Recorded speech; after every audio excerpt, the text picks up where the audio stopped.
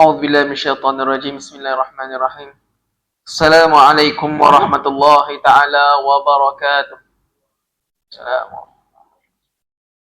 InsyaAllah tuan-tuan, kita mulakan perkongsian kita pada malam yang mulia ini dengan bacaan doa. Bismillahirrahmanirrahim. Nawayna ta'allum wa ta'lim wa tadhakura wa tadhkir wa naf'a wal intifa' wal ifadata wal istifadah wal hatha ala tamassuki bi kitabillah wa sunnati rasulih sallallahu alaihi wa alihi wa sahbihi wa sallam wa du'a ilal huda wa dalalah ala al-khair ibtigha'a wajhillah wa mardatihi wa qurbihi wa thawabih subhanahu wa ta'ala wa ba'd. Amin ya rabbal alamin. Alhamdulillahi rabbil alamin. Allahumma salli wa sallim ala sayyidina Muhammadin miftahi bab rahmatillah. Adada ma fi ilmillah, salatan wa salaman daimaini bidawami mulkillah wa ala alihi wa sahbihi ajma'in. Subhanaka la ilma lana illa ma 'allamtana innaka antal alimul hakim. Rabbi shrah li sadri wa yassir li amri wahlul 'uqdatam min lisani yafqahu qawli wasaddid lisani wahdi qalbi bihaqqi sayyidina wa maulana Muhammad sallallahu wasallam alaihi. Ya Fattahu ya Alim, ya Fattahu ya Alim, ya Fattahu ya Alim. Iftah alaina fathan qariban birahmatika ya arhamar rahimin. Wa ba'd. Yang saya hormati barisan ahli jawatan Kasar Surau Al-Jauhar Taman Sentosa, tuan-tuan imam, tuan-tuan Bilal, puan-puan haji, tuan-tuan haji, tuan-tuan hajah, hadirin dan hadirat yang dirahmati Allah sekalian. Apa khabar tuan-tuan dan puan? Sihat ya? Alhamdulillah. Harapnya walaupun dah berlalu Aidilfitri, dah berlalu Syawal, makan pun tak apa-apa kita makan. Pergi rumah sini makan itu, pergi rumah sini makan ini. Tak selesai-selesai sampailah pada minggu ni. Betul? Alhamdulillah. Itu pun kita panjatkan kesyukuran kepada Allah Subhanahu Wa Taala dengan limpah kurnianya tanpa Allah Subhanahu Wa Taala lihat apa yang kita buat dunia. Allah bagi juga nikmat untuk kita sama-sama beraya bersama keluarga tercinta, cukup makan, cukup segalanya, alhamdulillah. Jadi perlulah kita mengikat nikmat ini dengan bersyukur kepada Allah Subhanahu Wa Taala. Jadi walaupun hari ni dah masuk bulan Zulkaidah, nak cakap selamat Hari Raya pun dah selesai. Sebab tak menyempat nak cakap. Tapi sebab tadi saya bangun, saya masuk, Tuan Imam kita terus cakap selamat Hari Raya Ustaz. Jadi insyaAllah disebabkan itu, kita sambung lagi raya sampai Raya Haji. Boleh InsyaAllah. Jadi asbab imam tadi. Tuan Imam hilang Tuan Imam. Alhamdulillah. Jadi bersyukur lagi pada Allah Subhanahu Wa Taala, dapat lagi kita jumpa walaupun setelah hampir 2 bulan kita tak bersua. Alhamdulillah Allah temukan kita pada malam yang mulia ini untuk kita bersama-sama berkongsi ilmu, mengingati tentang apa yang telah kita yang diajarkan oleh baginda Nabi Muhammad SAW, khususnya dalam bab adab dalam Islam. Jadi tuan-tuan dan puan dirahmati Allah sekalian, pada pertemuan yang lepas dan yang sebelum ini, banyak adab yang telah kita bincangkan dan kita perhalusi. Antaranya adalah adab berziarah. Macam mana gayanya kita kalau kita nak masuk rumah orang, ada adab-adabnya. Macam mana kita nak menegur orang dan sebagainya. Jadi semoga apa yang kita dah belajar sebelum ni, masa raya tu kita amalkan tuan-tuan. Bukan kita masuk rumah orang tu terjah aja.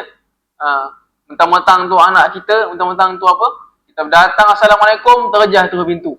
Jadi itu bukanlah adab yang diajarkan oleh baginda Nabi Muhammad SAW dan juga para ulama kita. Jadi kita boleh kita ingat-ingatilah kalau contoh ada sahabat-sahabat kita ataupun keluarga kita yang mungkin tak tahu tentang adab-adab ini. Jadi kitalah yang menjadi penyambung lidah baginda Nabi Muhammad SAW untuk memperingatkan ataupun untuk mengingatkan dia supaya kita mengambil cakna dan mengambil berat tentang adab-adab ini. Sebab apa kadang-kadang adab-adab ini dipandang remeh. Alah adab saja. Tapi sedangkan inilah yang melambangkan keindahan Islam itu sendiri. Jadi kita sebagai Muslim, tanggungjawab kita apa tuan-tuan? Untuk kita menampakkan, menunjukkan betapa indahnya agama Islam itu sendiri. Inilah yang betul-betul sebenar-benar yang diajarkan oleh baginda Nabi Muhammad sallallahu alaihi wasallam. Jadi itu sedikit mukadimah tuan. Jadi dan di antara pada malam yang mulia ini kita akan sambung lagi sedikit berkenaan adab-adab yang dalam kitab Al-Minah Al-Ilahiyah fil Adabil Islamiyah yang dikarang oleh Fadilatul Syekh Hisham Kamil Hamid Musa Al-Azhari hafizahullah taala wa ra'ah. Baik. Jadi pada malam ini tuan-tuan dan puan, kita akan membincangkan satu perkara yang ataupun adab yang sering kali yang kita jumpa, iaitu kalau dalam bahasa Arabnya dinamakan sebagai tashmitul utas ataupun tashmit al-autis. Kalau dalam Melayu Jawanya, adab-adab mendoakan orang yang bersin. Ini kan kita selalu kan dengar orang bersin sana, bersin sini. Jadi ada juga adab-adabnya. Adakah kalau kita dengar bersin itu sendiri kita biasa saja, ataupun adakah amalan-amalan yang diajarkan oleh Nabi Muhammad SAW untuk kita amalkan? Jadi kita nak bincang sedikit hari ini tentang yang pertama, kita akan membezakan antara bersin dan juga menguap.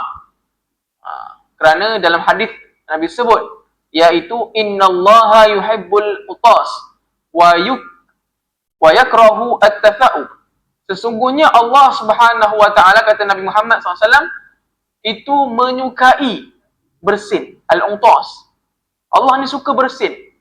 Kenapa pula Ustaz Allah suka bersin? Saya bersin pagi-pagi, bukan main tak suka lagi. Lagi-lagi yang mungkin sahabat-sahabat kita yang ada resdung. Kenapa Allah suka pula Ustaz bersin ni? Nabi sambung lagi, wa yakrahu tatha'uba. Dan Allah Subhanahu wa taala ini tidak menyukai apa yang dinamakan menguap. Kita menguap tu. Nganga-nganga mulut kan. Yalah, kita fahamlah itu semula jadi. Tapi sebenarnya ada sebab-sebabnya kenapa. Nanti kita tengok kenapa Allah suka sekian bersin, kenapa Allah tidak menyukai at-tafa'ub ataupun menguap ini.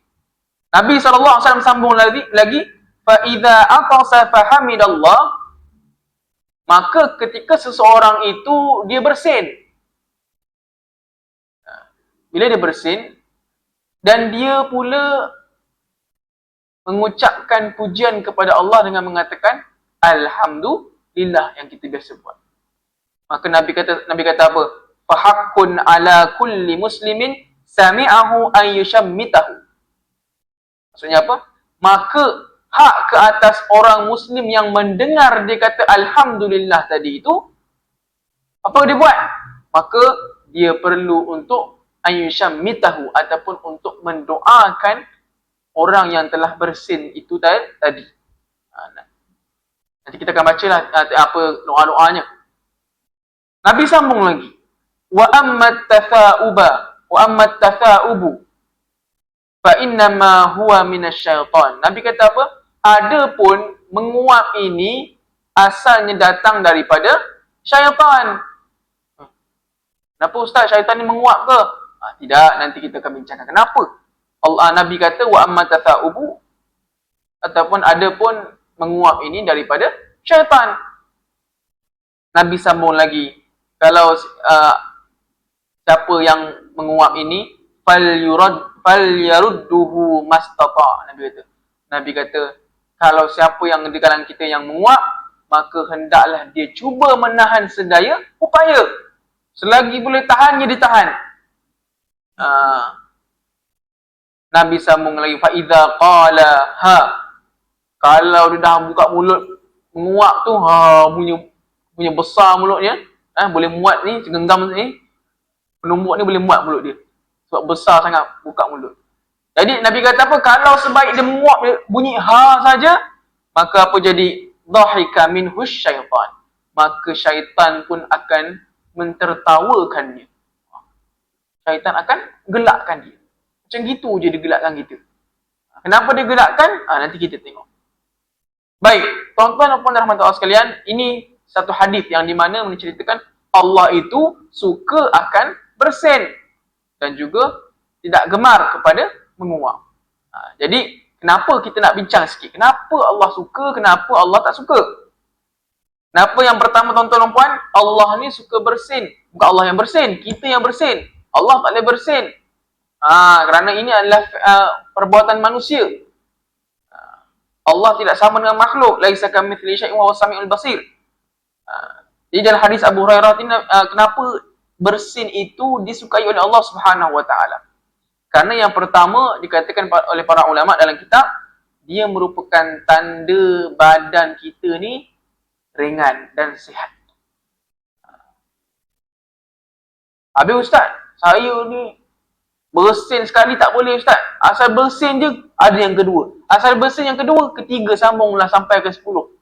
Tak berhenti-berhenti ustaz. Itu sihat juga ke? Dalam kitab Nabi para ulama sebut, kalau dia bersin sekali kita cakap nanti. Dia cakap alhamdulillah, kita baca apa? Yarhamkumullah. Kali kedua dia bersin, dia cakap alhamdulillah, kita cakap yarhamkumullah. Tapi ustaz, dia sambung kali ketiga. Hacum bersin lagi. Dia pun cakap alhamdulillah. Apa kita sebut?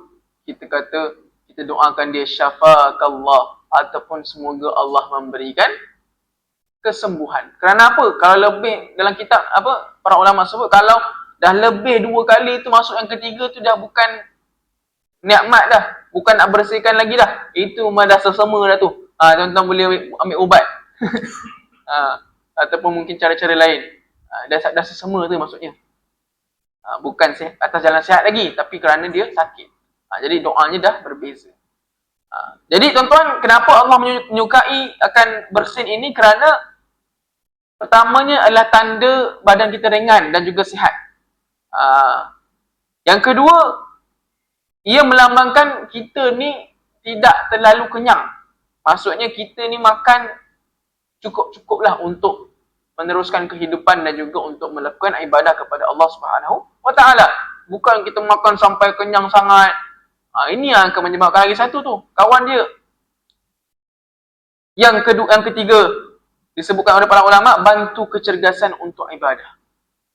An-nasyat dalam ibadah. Dan perkara ini pun selain disebut dalam kitab-kitab lama, kitab turaf, dia juga dibuktikan oleh kajian-kajian sains pada masa kini. Contohnya saya dah baca satu artikel, dia kata apa? Bersin ni ialah refleks semula jadi untuk mengeluarkan habuk bakteria allergen dari hidung. Tu tuan-tuan. Dari segi medikalnya, bersin itu sendiri dia mengeluarkan bakteria, habuk dan juga apa-apa yang bukanlah tempatnya di dalam hidung. Sebab itu kita kalau bersin kita ambil sapu tangan ataupun tisu untuk kita halang daripada keluar, ataupun kita tutup dengan bahu ataupun kita punya tangan ini. Kerana apa? Kita risau habuk-habuk ataupun bakteria yang daripada hidung kita tu berjangkit kepada orang lain. Lebih-lebih lagi pada zaman Covid tuan-tuan. Zaman Covid tuan-tuan, kalau dengar orang bersin tu, kita lari terus. Apa takut? Sekarang alhamdulillah Covid pun dah ada tak ada je. Dulu zaman Covid tahun 2020 dengar orang bersin je lari jauh. Sebab apa? Kita risau akan ada tersebarnya virus tersebut. Tapi sebenarnya bersin tu dia nak clearkan virus. Tapi bila dia keluarkan virus, kena pula kat orang lain. Itu masalah tu, sebab itulah kita kena tutup, pakai mask dan sebagainya. Pelitup muka. Baik. Kajian yang kedua, dalam kajian neuroscience. Macam mana sebut ni? Neuroscience. Saya bukan orang medical tu kalau ada silap mungkin ada pencen doktor kat sini kan. Tak tahu. Minta maaf kalau salah. Kajian neuroscience mengatakan bersin adalah defensive respiratory reflex. ataupun ia adalah refleksi pertahanan, yang mana ia mencegah kalau ada bakteria ataupun habuk-habuk ataupun virus yang cuba masuk melalui hidung, maka dia automatik bersin. Jadi dengan bersin itu dia akan tolak, menjadi defense system supaya kita tak terkena wabak tersebut. Seterusnya, kenapa lagi Allah Subhanahu Wa Taala kata Allah ni suka bersin, kalau kita bersin, iaitu kerana dalam satu kajian mengatakan ada laluan saraf khas dari hidung ke otak. Daripada hidung kita ni tuan-tuan, ada saluran yang terus ke otak. Jadi kalaulah kita punya tak bersin, maka virus-virus ini, bakteria ini akan masuk dalam hidung dan akan terus pergi ke otak. Dan apabila otak tidak boleh function, tuan-tuan puan, itu jadi masalah. Bila tak function otak ni, yang pertama ialah tak berapa nak bijak. Yang kedua, atas sebab mungkin dia boleh jatuh sakit dan sebagainya. Jadi ini adalah antara sebab yang saya boleh bagi, yang dikatakan oleh para ulama dan juga kajian sains, kenapa bersin ini lebih disukai oleh Allah Subhanahu Wa Taala berbanding menguap. Jadi kita akan tengok kenapa Allah Subhanahu Wa Taala ni tak gemar sangat tentang menguap ni. Ini kita nak pergi. Yang pertama tuan-tuan dan puan, menguap ni adalah tanda sebenarnya. Tanda apa? Tanda badan kita berat dan malas. Tuan-tuan. Sebab tu kan tuan-tuan, kalau kita selepas makan tu kan, dia punya ngantuk tu tak payah cakap. Memang automatik menguap. Lagi-lagi kalau bangun pagi, balik masjid, balik surau, berkena nasi lemak dengan teh tarik ataupun kopi O ataupun roti canai dan sebagainya. Balik rumah, perut kenyang, confirm menguap.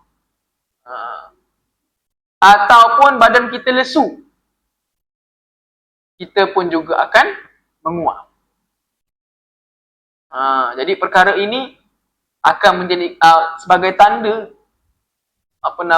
badan kita ni sebenarnya perlukan kecergasan. Saya cakap pasal diri saya tuan-tuan, kalau tuan-tuan tak apalah, tuan-tuan rehatlah. Kan tiba-tiba kan ustaz kata kena cergas, esok tiba-tiba jogging, saya pula kena salah. Ustaz kata kena jogging, kena rehat, kena sihat-sihat. Esok pagi dia pun pergilah berjogging. Lepas tu dengan tak stretching dan sebagainya, kejang pula dah masalah lain. Apa tuan-tuan, kalau tuan-tuan, saya rasa mungkin tuan-tuan sihatlah. Pagi-pagi boleh jalan-jalan ya tuan-tuan. Kalau tak nak lari pun, tak nak jogging, jalan-jalan pun cukup lah, ambil angin luar. InsyaAllah badan akan sihat. Baik. Tuan-tuan dan puan-puan dirahmati Allah sekalian, jadi kita nak belajar sikit apakah ucapan yang diajarkan oleh baginda Rasulullah sallallahu alaihi wasallam ketika seseorang itu bersin. Salah sahabat kita ke ataupun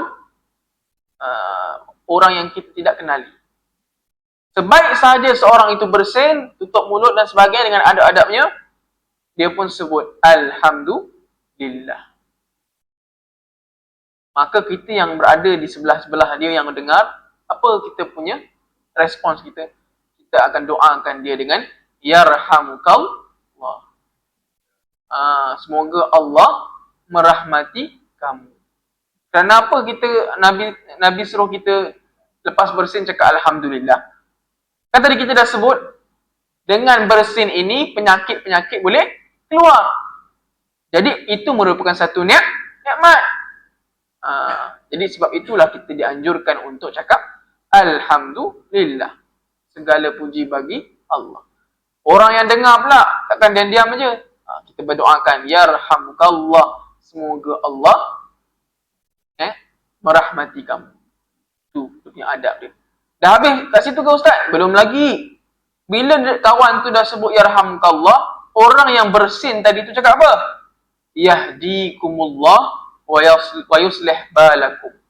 Pendek tuan-tuan, kalau boleh ikutlah sama-sama. Yahdikumullah wa yuslih balakum. Yahdikumullah wa yuslih balakum. Apa maksudnya tuan-tuan? Semoga orang yang bersin tadi tu bila kawan dia dah doakan dia yarhamukallah, dibalas dengan yahdikumullah wa yuslih balakum. Yang bermaksud semoga Allah memberi hidayah kepada kamu dan juga memperelokkan atau memperbaikkan keadaan kamu ataupun hal kamu, keadaan. Ini menunjukkan apa tuan-tuan? Ini menunjukkan agama Islam itu cantik. Kita doakan dia doakan kita. Itu macam tu. Sama juga keadaannya macam kita ni berdoa kepada saudara kita yang baik dan kita doa untuk kawan kita yang tidak maksudnya di belakang tabir. Contohnya dia tidak tahu yang kita doakan dia. Maka apa jadi? Maka malaikat pun akan kata walakamithlu. Walakamithlu, walakamithlu. Malaikat kata apa? Apa yang kamu doa untuk kawan awak tadi tu, untuk kamu juga seperti itu. Tu nampak? Ini penganjuran ataupun Nabi Muhammad menggalakkan kita untuk bersama-sama mendoakan sesama kita. Kadang-kadang bukan kita punya doa tuan-tuan yang diangkat ni, tetapi doa-doa orang yang sekeliling kita. Ibu bapa kita, anak-anak kita, sahabat handal kita, dan kita tak tahu pun yang dia doakan kita. Jadi inilah penganjuran yang dianjurkan oleh baginda Nabi Muhammad SAW untuk kita bersama-sama berdoakan kepada saudara-saudara kita. Baik. Itu ucapan-ucapan untuk kita lakukan. Dan ada lagi dalam riwayat lain yang diamalkan oleh Sayyidina Abdullah bin Umar dan juga Sayyidina Abdullah bin Mas'ud, sahabat Nabi. Apa diorang buat? Apa para sahabat ni buat? Lepas saja bersin, mereka tak sebut Alhamdulillah saja. Kalau Abdullah bin Mas'ud kata apa? Alhamdulillah Rabbil Alamin. Itu. Tidak cukup dengan kata Alhamdulillah saja. Tapi dia sambung dengan Alhamdulillah Rabbil Alamin. Boleh Ustaz? Boleh, silakan. Segala puji bagi Allah Tuhan sekalian alam. Maka kawan yang dengar pun yarhamkallah, kita balas balik yahdikumullah wa yuslih balakum. Ataupun yang diamalkan oleh Sayyidina Abdullah bin Umar radhiyallahu anhu. Apa kata? Alhamdulillah ala kulli hal. Alhamdulillah segala puji bagi Allah atas apa yang Allah tetapkan kita pada hari ini. Apa yang kita ada ni alhamdulillah itu. Jadi tuan-tuan, kalau ustaz pendengar ustaz nak cakap alhamdulillah, silakan, tak ada masalah. Alhamdulillah yarhamkallah yahdikumullah wa yuslih balakum. Kadang-kadang kita bukan tak tahu tuan-tuan sunnah-sunnah ni, tapi kita terlupa. Sebabnya tak pernah buat. Ataupun mungkin jarang orang buat. Jadi tak apalah, kita cuba hidupkan sunnah ini. Ittiba'an li Rasulillah, ataupun untuk kita mengikuti apa yang diajarkan oleh baginda Rasulullah sallallahu alaihi wasallam. Baik. Tuan-tuan dan puan-puan dirahmati Allah sekalian, dan nampak gaya ni saya saya tak baca kitab ni. Tapi saya dah ringkaskan. Tapi kita baca sekali lagi tuan-tuan apa yang dikarang oleh Syekh Hisham Kamil Hamid Musa Al-Azhari. Baik, kita bacakan bismillahirrahmanirrahim. Qala al-musannif rahimahullahu taala wa nafa'na bihi. Amin. Kata Syekh apa? Apabila seseorang muslim itu bersin, menjadi kewajipan orang yang mendengarnya itu untuk mendoakannya. Nanti kita bincang tu, adakah wajib hukumnya ataupun adakah sunat? Nanti Syekh akan terangkan. Jika orang yang bersin itu memuji Allah, iaitu alhamdulillah, maka dia mendoakannya dengan yarhamukallah, iaitu Allah merahmati kamu. Maka ini merupakan doa semoga Allah merahmatinya. Itu yang kita bincang tentang. Sambung Syekh lagi, perkara ini merupakan sunnah muakkad. Ni tuan-tuan. Kalau kita cerita pasal sunnah muakkad ni, maksudnya sunnah yang sangat dituntut. Ataupun sunnah muakkad ni dia punya ta'arif lain dia adalah perkara yang Nabi jarang sekali tinggal. Tu. Biasa kita sebut sunnah muakkad ni sunnah yang sangat dituntut. Ya betul lah. Ada juga pengertian lain iaitu sunnah muakkad ni, sunnah muakkadah ni maksudnya perkara yang jarang sekali Nabi tinggal. Jadi perkara ini juga Nabi jarang meninggalkannya.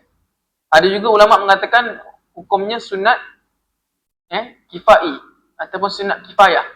Kalau salat jenazah, pengurusan jenazah namanya fardu kifayah. Di sana ada namanya sunat kifayah. Macam mana ustaz sunat kifayah ni? Contohnya tuan-tuan, saya kat depan ni. Saya pun bersin, acum contoh. Saya pun sebut alhamdulillah. Maka adakah semua tuan-tuan yang perlu jawab yarhamkallah ataupun cukup satu seorang saja? Kalau ikut pendapat yang mengatakan sunat muakkadah ataupun yang seperti Syekh Hisham kata ni, maka setiap seorang tuan-tuan disunatkan untuk menjawab yarhamukallah. Ataupun kalau yang bersin tu perempuan, yarhamkillah. Itu je bezanya, tak ada masalah. Jadi manakala pendapat yang mengatakan sunat kifayah cukup seorang saja, semua dah boleh dapat pahala. Tapi kita ambil yang sunat muakkad tuan-tuan. Nampak saja ataupun dengar saja sahabat kita bersin, disebut alhamdulillah, kita pun cepat-cepat yarhamukallah. Selesai. Kita pun dapat pahala. Baik. Kata Syekh lagi, maka apabila seseorang muslim itu bersin, kemudian dia menyebut alhamdulillah, maka orang yang mendengarnya itu membalas yarhamukallah. Kemudian dibalas lagi oleh orang yang pertama tadi dengan yahdikumullah wa yuslih balakum. Ini pun saya dah terangkan tadi. Ini Syekh sambung lagi. Sekiranya orang tersebut bersin kali kedua. Kali kedua tadi kita cakap apa? Masih lagi yarhamukallah. Tapi bila dapat kali ketiga, keempat, kelima tu tuan-tuan puan, kita dah tukar doa, iaitu syafaqallah, ataupun semoga Allah memberi kesihatan kepada kamu. Kerana itu bukan lagi bersin yang untuk apa? Kesihatan, tapi dia adalah bersin yang sakit. Jadi sebab itulah doanya berbeza. Ambil ustaz, kawan saya tu dia bersin, bukan main kuat lagi. Dia tak sebut alhamdulillah. Jadi apa? Saya nak balas yarhamukallah pun tak boleh ni ustaz. Macam mana? Cerita dia senang aja kan. Jangan pening-pening kepala. Sunat untuk kita ingatkan kawan kita dia cakap apa? Alhamdulillah. Sunat untuk kita ingatkan. Ataupun sekarang kalau biasa kalau mak-mak kita kita bersin hacum, dia dah mula bagi isyarat. Alhamdulillah, cakap alhamdulillah. Kita pun cakap alhamdulillah. Barulah kita balas yarhamukallah. Tu. Kat situ pun kita boleh dapat ladang pahala tuan-tuan. Kita boleh dapat pahala walaupun kita mengingatkan sahaja sahabat-sahabat kita ataupun anak-anak kita untuk cakap alhamdulillah. Tapi dengan cara yang baiklah. Bukan dengan cara yang mengguris hati. Contohnya dah bersin, tiba-tiba apa kau ni dah bersin tak cakap alhamdulillah, kan dah belajar bebel. Tak, kita cakaplah dengan baik supaya apa? Supaya bila dia ingat, kita pun setiap kali dia buat, dia ingat, kita dapat pahala, insya-Allah. Jadi itu yang diajarkan oleh para ulama. Baik, seterusnya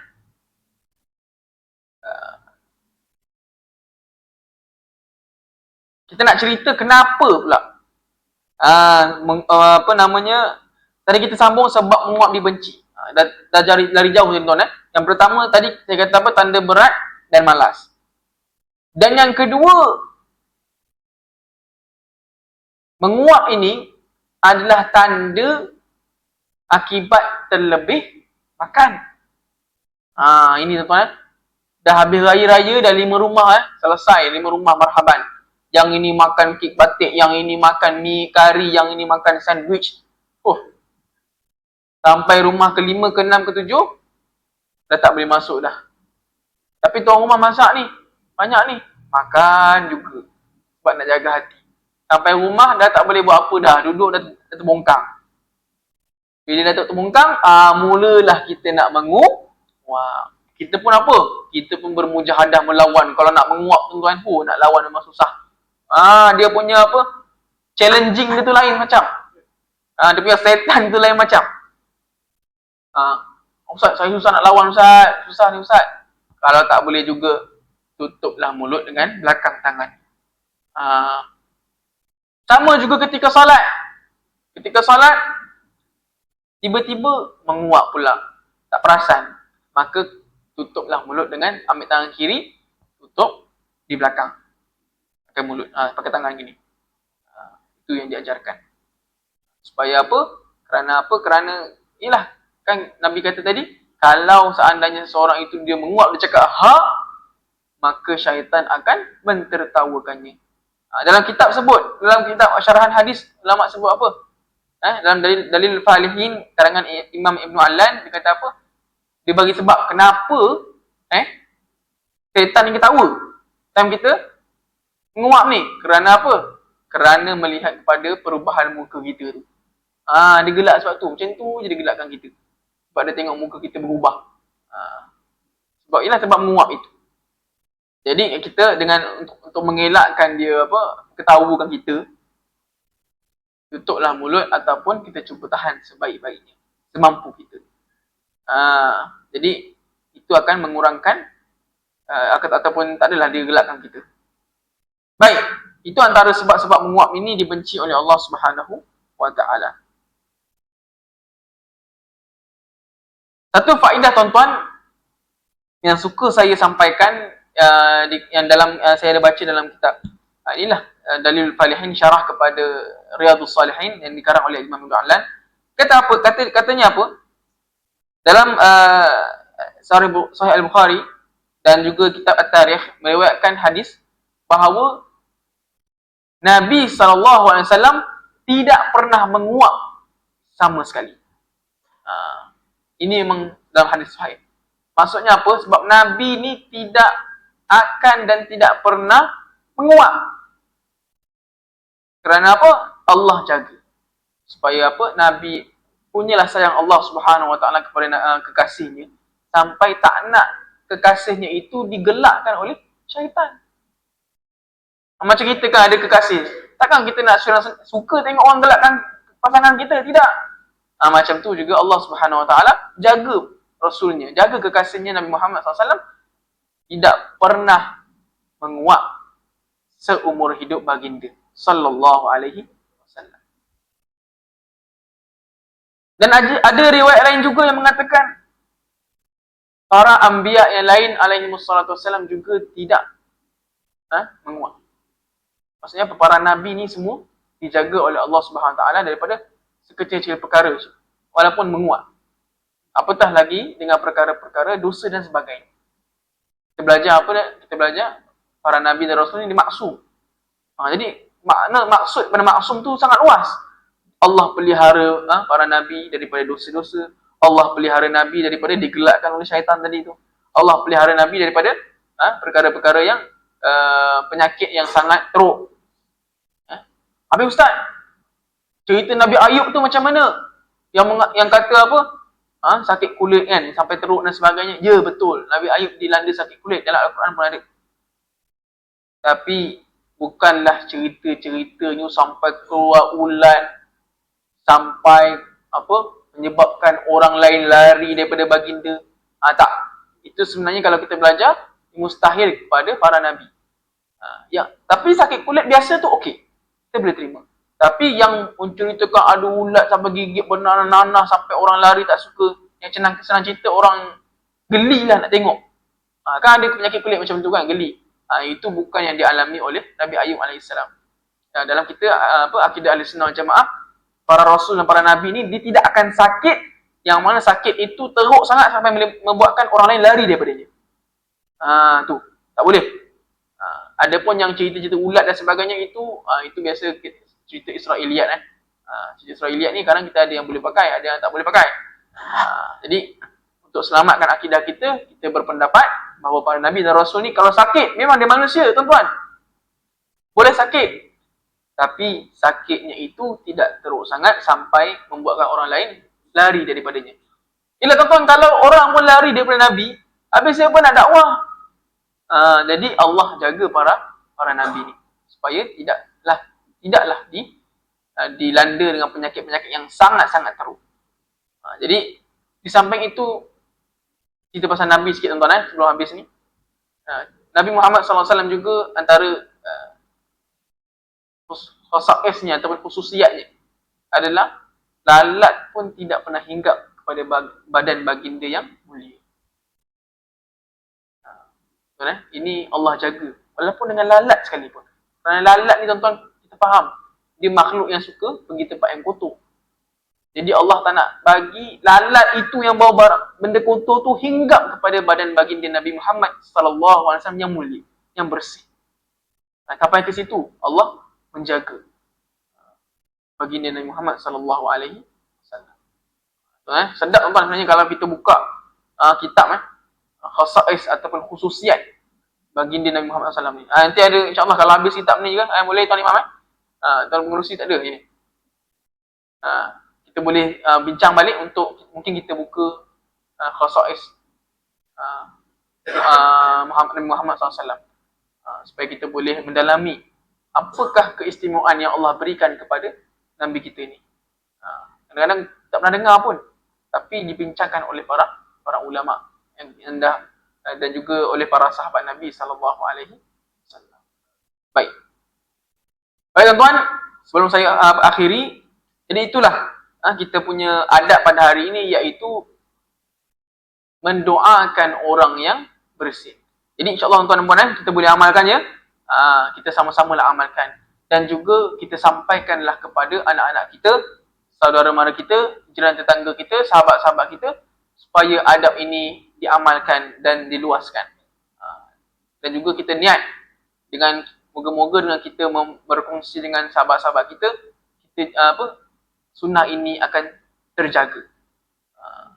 Termasuklah sunnah-sunnah yang lain yang kita akan dan juga adab-adab yang lain yang kita akan bincangkan pada masa-masa akan datang. Ada 4 minit lagi ni. Tuan-tuan, ada soalan? Mungkin ada soalan luar jangka ke, tak ada masalah. Saya buka. Dengan masa yang dia takut saya sambung lagi ni, habis pula ni. Berapa minit lagi ni? Lagi 4 minit 3 minit.